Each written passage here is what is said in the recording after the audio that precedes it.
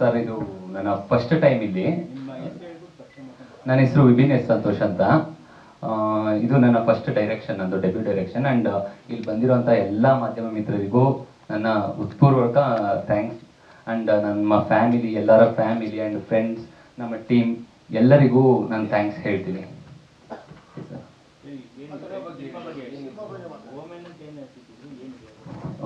Oman ಅಂತ ಅಂದರೆ ಕನ್ನಡದಲ್ಲಿ ಅರ್ಥ ಶಕುನ ಅಂತ ಬರುತ್ತೆ. ನಾನು ಈ ಭಯಾನಕವಾದ ಒಂದು ಸಿನಿಮಾನ ಇನ್ನೂ ಭಯಾನಕವಾಗಿ ನಾವು ತೋರಿಸ್ಬೇಕು ಅಂತ ಅಂದ್ಕೊಂಡಾಗ ನಾನು ಮಾಡಿದ್ದೆ ಓಮನ್. ಅದಕ್ಕೆ ನಾನು ಫೌಂಡ್ ಫುಟೇಜ್ನ ಆರಿಸ್ಕೊಂಡಿದ್ದು. ಈಗ ಈ ಫೌಂಡ್ ಫುಟೇಜಲ್ಲಿ ನಾವು ಒಂದು ನಾರ್ಮಲ್ ಹಾರರ್ ಒಂದು ಕಥೆನ ಇನ್ನೂ ಅದ್ಭುತವಾಗಿ, ಇನ್ನೂ ಭಯಾನಕವಾಗಿ ತೋರಿಸ್ಬೋದು. ಸೊ ಅದಕ್ಕೆ ನಾನು ಈ ಫೌಂಡ್ ಫುಟೇಜ್ ಮಾಡೋಣ ಅಂತ ನಮ್ಮ ಅಜಯ್ ಕುಮಾರ್ ಅವ್ರ ಹತ್ರ ನಾನು ಅಪ್ರೋಚ್ ಮಾಡಿದೆ. ಆ್ಯಂಡ್ ತುಂಬ ಜನ ಪ್ರೊಡ್ಯೂಸರ್ಸ್ಗೆ ಇದು ಅರ್ಥ ಆಗಲ್ಲ. ಫೌಂಡ್ ಫುಟೇಜ್ ಅಂತಂದರೆ ಏನು, ಆ್ಯಕ್ಟರ್ಗಳೇ ಕ್ಯಾಮ್ರಾ ಇಟ್ಕೊಂಡು ಮಾಡೋದು ಏನಿದು, ಇವೆಲ್ಲ ಎಕ್ಸ್ಪೆರಿಮೆಂಟ್ಗಳು ಬೇಡ ಅಂತಂತಾರೆ. ಬಟ್ ನಮ್ಮ ಅಜಯ್ ಕುಮಾರ್ ಅವರು ತುಂಬ ಸಪೋರ್ಟ್ ಮಾಡಿದ್ರು, ಕೇಳ್ತಿದ್ದಂಗೆ ಖುಷಿ ಆದರು. ಮಾಡೋಣ ಬನ್ನಿ ಇದು ಅಂತಂದರು. ಆಮೇಲೆ ಇನ್ನೊಂದು ಇಲ್ಲಿ ಏನು ಅಂತಂದರೆ ಇವರೇ ಕ್ಯಾಮ್ರಾನ ಇಟ್ಕೊಂಡು ಆ್ಯಕ್ಟ್ ಮಾಡೋದು. ಆ್ಯಂಡ್ ಇಲ್ಲಿ ನಾನು ಡೈಲಾಗ್ಗಳು ಬರ್ದಿರಲಿಲ್ಲ. ನಾನು ಅಂದರೆ ಸ್ಕ್ರೀನ್ ಪ್ಲೇ ಡೈಲಾಗ್ಗಳು ಇತ್ತು, ಬಟ್ ಇವ್ರಿಗೆ ನಾನು ಅಲ್ಲಿಗೆ ಹೋಗಿ ಲೊಕೇಶನ್ಗೆ ಹೋಗಿ ನೀವು ಈ ಥರ ಆ್ಯಕ್ಟ್ ಮಾಡಬೇಕು, ನೀವು ಈ ಥರ ಡೈಲಾಗ್ ಹೇಳ್ಬೇಕು ಅಂತ ಜಸ್ಟ್ ಹೇಳಿಬಿಡ್ತಿದ್ದೆ ಅಷ್ಟೇ. ಬಟ್ ಇವರೇ ಅಲ್ಲಿ ಡೈಲಾಗ್ನ ಇಂಪ್ರೂವೈಸ್ ಮಾಡಿಕೊಂಡು ಅವರಲ್ಲೇ ಆ್ಯಕ್ಟ್ ಮಾಡ್ತಿದ್ರು. ಅದಕ್ಕೆ ಅಲ್ಲಿ ಅಷ್ಟು ನ್ಯಾಚುರಲ್ ಆಗಿ ಬಂದಿದೆ ಆ್ಯಕ್ಟಿಂಗು. ಸೊ ಇಲ್ಲಿ ನಾವು ನೋಡುವಾಗ ಒಂದು ಸಿನಿಮಾದಲ್ಲಿ ಇದು ಒಂದು ಆ್ಯಕ್ಟಿಂಗ್ ಥರ ಕಾಣಿಸಲ್ಲ. ಇಲ್ಲಿ ನ್ಯಾಚುರಲ್ ಆಗಿ ರಿಯಲ್ ಆಗಿ ಏನೋ ನಡೀತಾ ಇದೆ, ಎಲ್ಲೋ ನಡೆದಿರೋದನ್ನ ಯಾರೋ ಶೂಟ್ ಮಾಡಿದ್ದಾರೆ. ಸೊ ಅಥವಾ ಯಾವುದೋ ಟಿವಿಲೆಲ್ಲೋ ಇದು CCTV ಕ್ಯಾಮ್ರಾದಲ್ಲಿ ಶೂಟ್ ಆಗಿರೋದು ಅಥವಾ ಬೇರೆ ಇನ್ನೆಲ್ಲೋ ಶೂಟ್ ಆಗಿರೋದು, ಅದನ್ನ ನಾವು ನೋಡ್ತಾ ಇದ್ದೀವಿ ಅಂತ ಅನ್ಸುತ್ತೆ. ಅದಕ್ಕೆ ಈ ಸಿನಿಮಾ ಹಾರರು ಇನ್ನೂ ಭಯಾನಕವಾಗಿ ಅನ್ಸುತ್ತೆ ನಿಮಗೆ. ಅಂಡ್ ಈ ಭಯ ಮನದ ಆಳದೊಳಗಡೆ ಕೂತ್ಕೊಳ್ಳುತ್ತೆ. ಅಂಡ್ ಅದಕ್ಕೆ ತುಂಬಾ ಹೆಲ್ಪ್ ಮಾಡಿದ್ದು ಮ್ಯೂಸಿಕ್.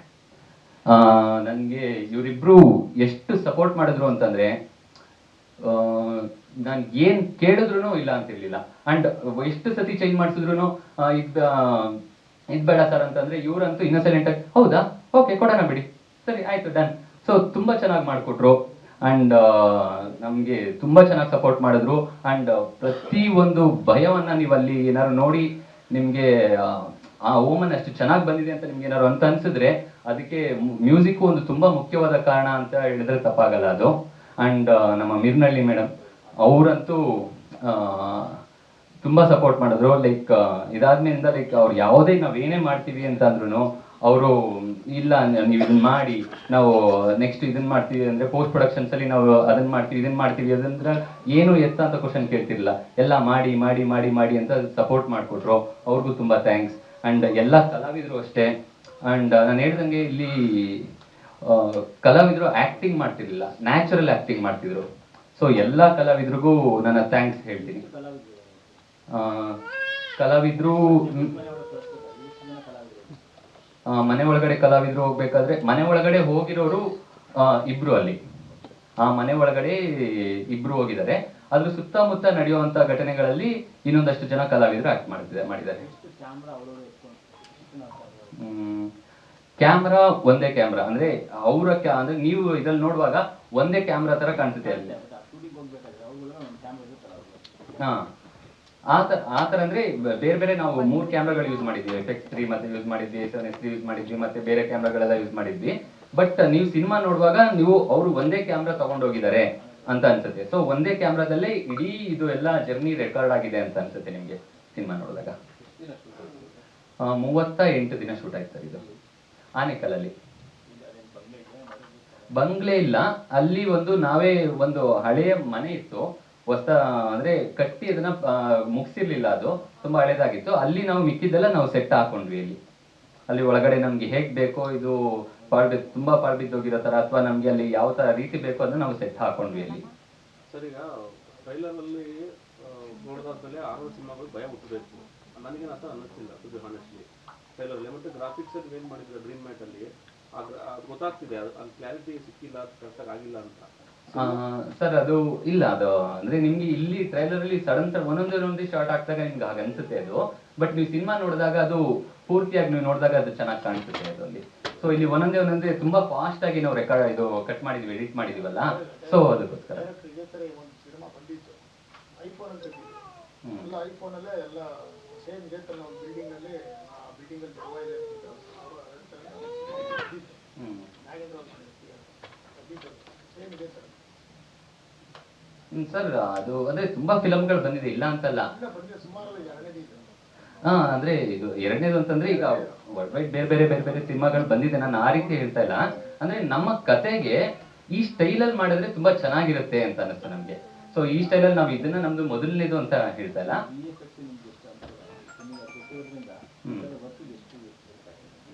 ತುಂಬಾನೇ ಹೆಲ್ಪ್ ಆಯ್ತು. ಲೈಕ್ ಅಂದ್ರೆ ಈಗ VFX ಗೊತ್ತಿರೋದ್ರಿಂದ ನಾವು ಏನ್ ಬೇಕೋ ಅಲ್ಲಿ ಕ್ರಿಯೇಟ್ ಮಾಡೋ ಅಂತ ನಮ್ಗೆ ಆಪರ್ಚುನಿಟಿ ಸಿಕ್ತು.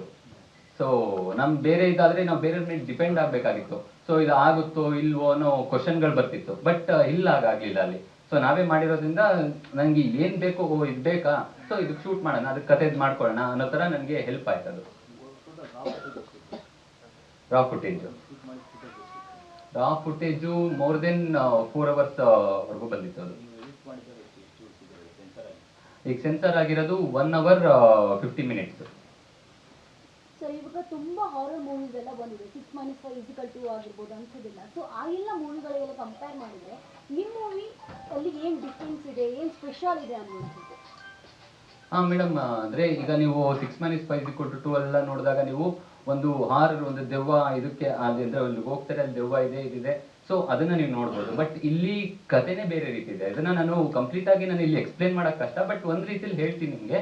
ಲೈಕ್ ಇಲ್ಲಿ ಇಬ್ರು ಹೋಗ್ತಾರೆ, ಒಬ್ರು ಒಂದು ವ್ಯೂಸ್ಗೋಸ್ಕರ ಏನ್ ಬೇಕಾದ್ರೂ ಮಾಡುವಂತ ಒಬ್ಬ ಯೂಟ್ಯೂಬರ್, ಮತ್ತೆ ಆಮೇಲೆ ಒಂದು ಪ್ಯಾರನಾರ್ಮಲ್ ಆಕ್ಟಿವಿಟಿನ ಕಂಪ್ಲೀಟ್ ಆಗಿ ತಿಳ್ಕೊಂಡಿರೋಂಥ ಪ್ಯಾರನಾರ್ಮಲ್ ರಿಸರ್ಚರ್ ಒಬ್ರು. ಸೊ ಇವರಿಬ್ರು ಒಂದು ಮನೆಗೆ ಹೋಗ್ತಾರೆ. ಇವರಿಬ್ರಿಗೂ ಒಂದು ಎಕ್ಸ್ಪೆಕ್ಟೇಷನ್ ಇರುತ್ತೆ. ಲೈಕ್ ನಾನು ಇದನ್ನ ಅಂದ್ರೆ ಇವ್ರಿಗೆ ಅಲ್ಲಿ ದೆವ್ವ ಏನೂ ಇಲ್ಲ, ಅಲ್ಲೇನು ಇರಲ್ಲ ಅಂತ. ಇನ್ನೊಬ್ರಿಗೆ ದೆವ್ವಗಳಿದ್ರು ಏನೇ ಇದ್ರು ನಾನು ಮ್ಯಾನೇಜ್ ಮಾಡ್ತೀನಿ ಅಂತ. ಬಟ್ ಇವರಿಬ್ರು ಎಕ್ಸ್ಪೆಕ್ಟೇಷನ್ ಮೀರಿ ಇನ್ನೊಂದೇನೋ ಅಲ್ಲಿ ಬರುತ್ತೆ. ಅದು ಕತೆ ಒಳಗಡೆ ನಿಮ್ಗೆ ಗೊತ್ತಾಗುತ್ತೆ. ಅದನ್ನ ಸಿನಿಮಾದಲ್ಲಿ ನೀವು ನೋಡ್ಬೇಕಾಗುತ್ತೆ. ಅದು ದೆವ್ವ ಇದೆ ಅಂತಾನೆ ಹೋಗ್ತಾರೆ. ದೆವ್ವ ಇದೇ ಇಲ್ಲ ಅಂತ ಗೊತ್ತಿಲ್ಲ.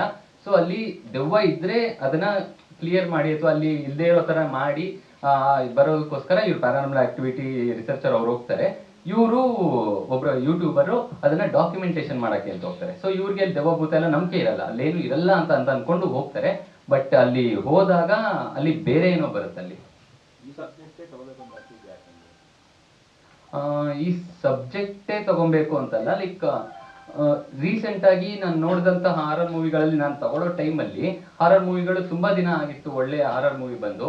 ಸೊ ಒಂದು ಒಳ್ಳೆ ಹಾರರ್ ಮೂವಿಯನ್ನ ಕೊಟ್ಟಾಗ ನಮ್ಗೆ ತುಂಬಾ ಜನ ಇಷ್ಟಪಡ್ತಾರೆ ಅಂತ ನಮ್ಗೆ ಅನ್ನಿಸ್ತು. ಸೊ ಅದೇ ಟೈಮಲ್ಲಿ ನಾನು ಇದನ್ನ ಮೊದಲೇ ರೆಡಿ ಮಾಡ್ಕೊಂಡಿದ್ದೆ, ಇದನ್ನ ಈ ತರ ಕಾನ್ಸೆಪ್ಟು. ಅದನ್ನ ಇವ್ರ ಹತ್ರ ನಾನು ಹಿಂಗೆ ಡಿಸ್ಕಸ್ ಮಾಡಿ ಹೇಳಿದಾಗ ಅವ್ರು ತುಂಬಾ ಇಷ್ಟಪಟ್ಟು ಇದನ್ನೇ ಮಾಡೋಣ ಅಂತ ಅಂದ್ರು. ಸೊ ಅಲ್ಲಿಂದ ಇದು ತಗೊಂಡಿದ್ದೆ.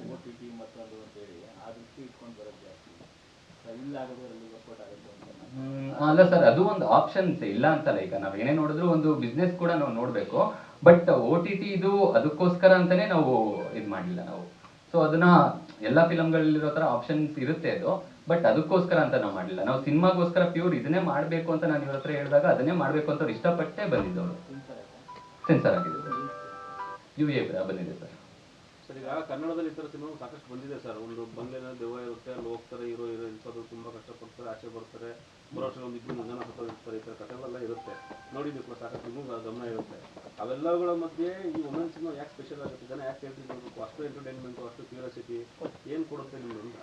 ಸರ್, ನಾನು ಹೇಳಿಲ್ವಾ, ಇದು ಒಂದು ಫೋನ್ ಫುಟೇಜ್ ಸಿನಿಮಾ. ಇದು ಫೋನ್ ಫುಟೇಜ್ ಅಲ್ಲಿ ನೀವು ನಾರ್ಮಲ್ ಆಗಿ ಒಂದು ಹಾರರ್ ಮೂವಿ ನೋಡಿದಾಗ ಲೈಕ್ ಹೆಂಗ್ ಅನ್ಸುತ್ತೆ ಅಂದ್ರೆ ಜನಕ್ಕೆ ಅಲ್ಲಿ ದೆವ್ವನು ತೋರಿಸ್ತಾರೆ, ಇವರು ತೋರಿಸ್ತಾರೆ, ಅಲ್ಲಿ ಬೇರೆ ರೀತಿ ಇರುತ್ತೆ. ಬಟ್ ಇಲ್ಲೇನಾಗುತ್ತೆ ಅಂತಂದ್ರೆ ಇಲ್ಲಿ ಆಕ್ಟರ್ಗಳು ಏನ್ ನೋಡ್ತಿರ್ತಾರೆ, ಸೊ ಜನಕ್ಕೂ ಅದೇ ಕಾಣಿಸ್ತಿರುತ್ತೆ.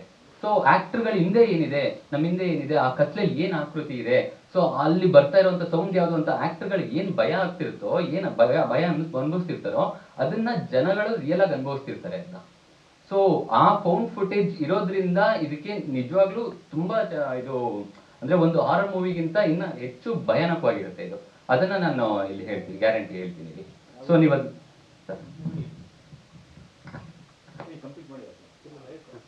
ಇಲ್ಲ ರಿಲೀಸು ನೆಕ್ಸ್ಟ್ ಮಂತ್ ಅಂತ ಅನ್ಕೊಂಡಿದ್ದೀವಿ ಸರ್, ಆದಷ್ಟು ಬೇಗ. ದಯವಿಟ್ಟು ನಮ್ಮ ಸಿನಿಮಾನ ಆಡಿಯನ್ಸ್ಗೆ ತಲುಪೋಕೆ ಮಾಡಿ, ನಾನು ಕೇಳ್ಕೊಳ್ಳೋದು ಒಂದೇ. Thank you. ಸ್ವಾದಿಷ್ಟತೆಯ ಸ್ವಾದ, ತಾಜಾತನದ ಆಹ್ಲಾದ, ಉತ್ತಮ ಆರೋಗ್ಯ ಮತ್ತು ಹೆಚ್ಚಿನ ರೋಗ ನಿರೋಧಕ ಶಕ್ತಿಯ ವೃದ್ಧಿಗೆ ಈಗ ನಿಮಗೆ ಸಿಗುತ್ತಿದೆ ಉತ್ತಮ ಗುಣಮಟ್ಟದ ಪೌಷ್ಟಿಕಾಂಶ Shri Vaidik millet health mix. ಇದು ಸಿರಿಧಾನ್ಯಗಳ ಸಂಪತ್ತು.